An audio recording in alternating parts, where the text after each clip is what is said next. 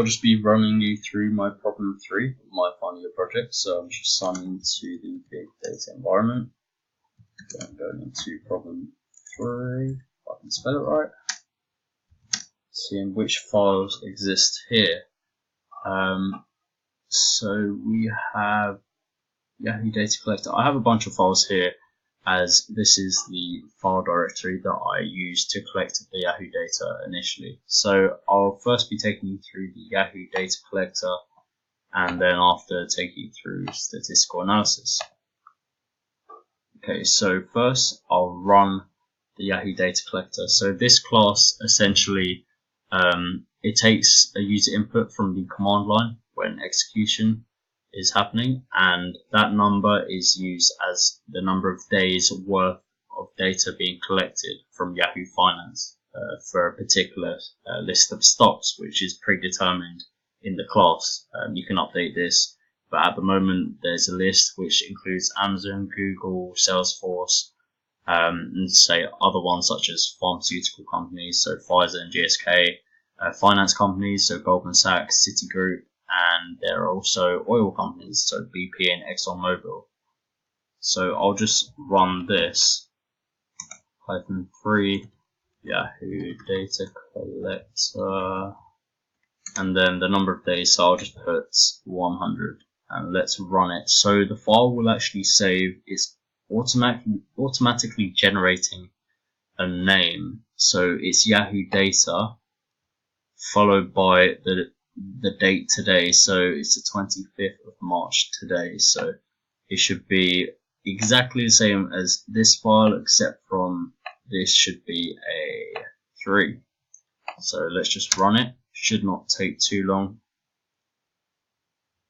Should take definitely under about 15-20 seconds. It's quite a large amount of data. So 100 days there. Let's check which files are here. Yes, so it's generated a file here which wasn't there before.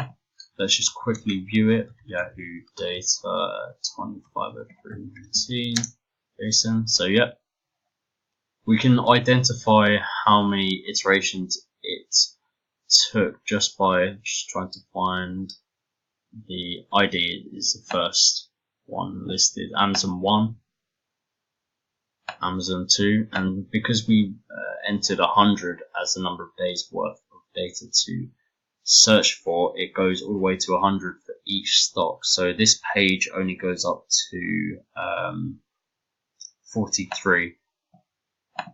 So, but obviously that continues. So if we just back out of this, and I'll actually just remove that very quickly as it's of no use to me. So next I'll be running the statistical analysis program, and for this it's a Spark submit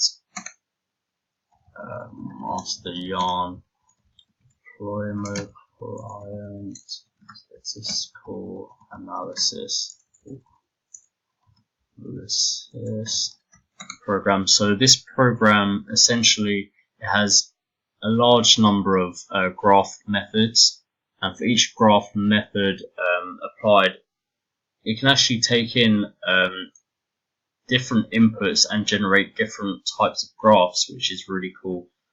Especially the first bar chart method can actually generate up to 4 or 5 different types of bar charts, which means it's very adaptable. So for each graph method, an RDD instance is actually created prior to this, which searches for a particular set of data from the imported data. So in one instance I could just use Yahoo Data 21st of February 2019, and from this I could search the maximum open prices for a date range of, well, sorry, it would only be this one particular date, but say for a particular stock, so GSK, that will come up. Or I could take in the data set that we just removed actually, which is inconvenient, but this holds for the last 100 days, so I could select the data for, say, the mean open price for the whole list of stocks over that period of time.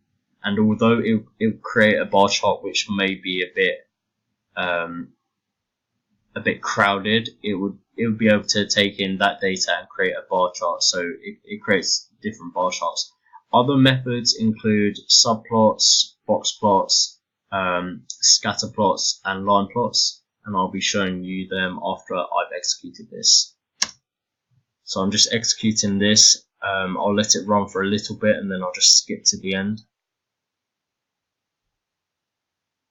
Okay, I'll just do it up until you can see Spark submit has started running properly. Okay, so here you can see it's using the Hadoop slave, so I'll just skip to the end. So it's now finished executing, everything was successful, no errors. So I'll just quickly show you the graphs that it generated. So we just find them, problem 3, graph 1, and there's, I believe, about 8 or 9 different graphs. So here's just a simple bar chart, different stocks on the same day, open price. Next one is one stock but varying dates, high prices. Next one is the highest open price over a date range for different stocks, bar chart. The next one is just mean close prices over a date range for different stocks. Here's another bar chart showing the high and low prices for Salesforce over a date range of about 14 days. The next bar chart is showing the max, mean, and min for high, low, and open, and then close prices for GSK. So all of these were actually made from the same method for bar charts, which is really interesting since all of them are so varying. Here's the subplots one. So I've removed the X labels for the top 2 subplots and the Y labels for the right-sided subplots, as they were redundant as the dates line up. So it's just a lot better to compare the plots all on the same graph, so that it's just easier to compare rather than flicking through different plots. And later on you'll see that I found a better way of comparing. So the next one is actually a box plot, which you can see I'm comparing 3 similarly priced stocks. And the box plot is really interesting because it shows the distribution of prices. You have the median, then you have the interquartile range, which is the upper quartile and lower quartile. And in the interquartile range, it stores 50% of the data points. Then you have the min and the max, and then you have some outliers here.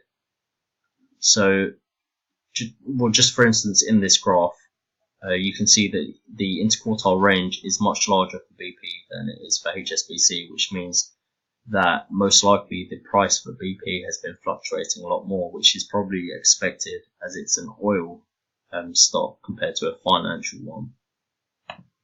And finally, we, as I mentioned earlier, I found a better way of comparing different stocks on one graph. And instead of using subplots, I chose a line scatter plot, which compares 4 of the stocks on one plot over a date range.